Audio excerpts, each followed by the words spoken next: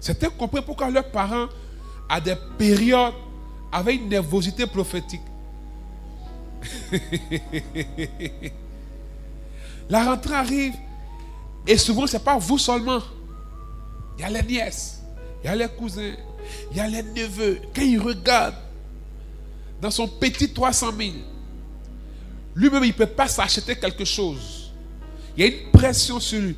Par moments, ce n'est pas la mauvaise foi, c'est la pression et le stress mal géré par rapport à cette réalité qui va établir cela. Et vous allez voir que certains vont grandir dans un tel environnement et seront vides d'émotions demain. Parce que, je l'ai dit à l'entrée du séminaire, l'homme est corps, âme et esprit. Ton esprit se nourrit par la prière, par la présence de Dieu.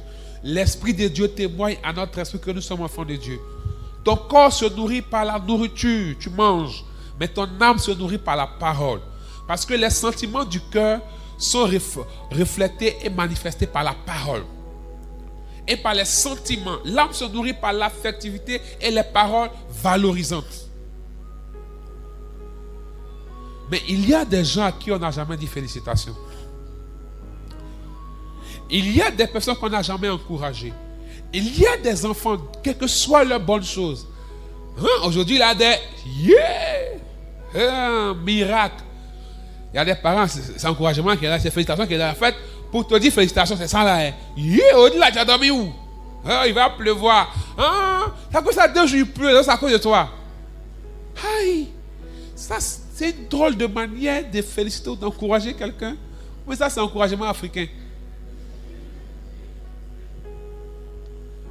Bien-aimés frères et sœurs, la deuxième conséquence, quand il y a un lien émotionnel ou un tel héritage émotionnel en nous, ça va nous conduire à des mauvais choix. On va relire Proverbe 6, verset 14.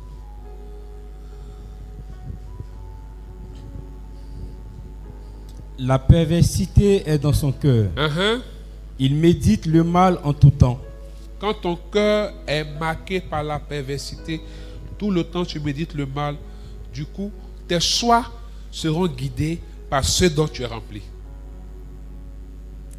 Il y a des personnes, quand tu écoutes des personnes, par exemple, dans les choix de leur vie, pourquoi tu veux faire un tel métier? Pourquoi tu veux tel type d'homme, tel type de femme? Vous allez vous rendre compte que ces personnes-là cherchent le résultat, plutôt la compensation de leurs blessures. Je vous mets vous-même dans un exercice. Sondez vos choix de vie. Pourquoi tu veux un homme qui est telle manière, qui est comme ci, qui est comme ça? Pourquoi tu veux une femme qui est comme ci, qui est comme ça? Il y a des femmes, j'ai déjà entendu, moi je ne peux jamais marier pauvre. Demandez-leur pourquoi. Tout qu'on fait, on n'encourage pas quelqu'un à marier pauvre. Alléluia. Mais la pauvreté n'est pas seulement financière. Parce que tu as dit, je ne veux jamais marier un pauvre. Or, ta conception de la pauvreté est erronée.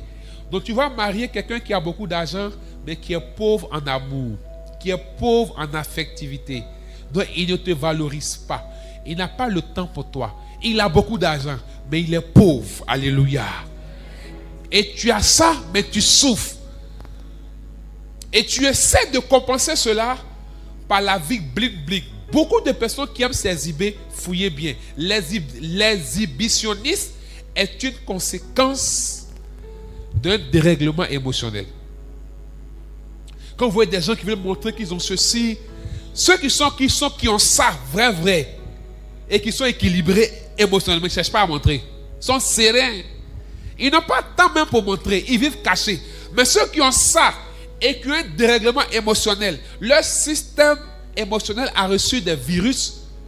Ils sont dans le bling-bling. On doit voir que j'ai ceci.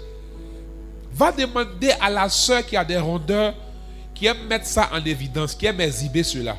Tu vas voir qu'elle n'a pas confiance en elle. Elle a confiance en ses rondeurs. Va voir à la soeur qui met tout son argent dans les produits cosmétiques, je n'ai pas entraîné sa peau, parce qu'il sera galeux aussi, et crasseux. Mais quand tu as, c'est que il y a des gens qui sont narcissiques. La personne s'aime jusqu'à dépasser, elle va se mirer, il va se mirer, produit, c'est tout ton temps. Souvent, ça cache un dysfonctionnement émotionnel. Tu peux t'asseoir. Pourquoi? Et j'insiste surtout parce que la conséquence la plus terrible et destructrice dans les liens émotionnels ou l'héritage émotionnel, c'est en amour, dans le foyer, dans les relations amoureuses. Quand tu rencontres quelqu'un qui souffre émotionnellement, tu commences à vivre l'enfer. Oui, c'est pourquoi il est dit qu'on ne marie pas une personne qui n'est pas encore guérie de ses blessures. Si tu rencontres quelqu'un que tu aimes mais qui souffre intérieurement, ne te précipite pas. Prends le temps de l'aider, de chercher le moyen pour qu'elle guérisse. Sinon, à l'ivoirienne, tu vas lire.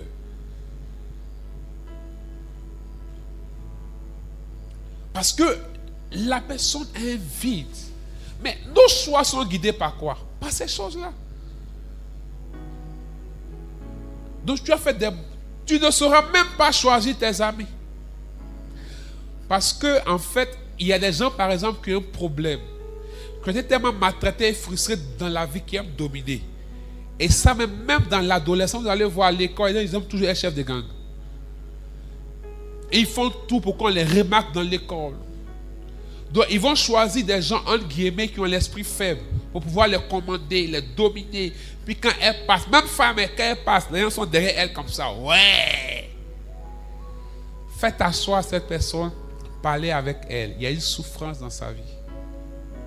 Certains font le choix d'aller à l'extérieur pour vivre, pour étudier, pour travailler. Ce n'est pas mauvais, tout compte fait. 1 million d'euros sera toujours plus beaucoup que 1 million de francs CFA. Mais rien ne vaut la santé émotionnelle. Certains font ces choix-là par dépit et par mauvaise analyse et interprétation, parce que ces personnes sont aveuglées par des souffrances intérieures. Un échec, qu'il soit professionnel, scolaire, amoureux, peut conduire à des mauvais choix quand on n'est pas guéri. Moi, il y a combien de femmes qui ont dit je ne me marie plus? Afin de marier moi-même, certains enfants ont vu leurs parents souffrir. Certains enfants ont vu leur maman dans le mariage. Et ce que ces personnes ont vu,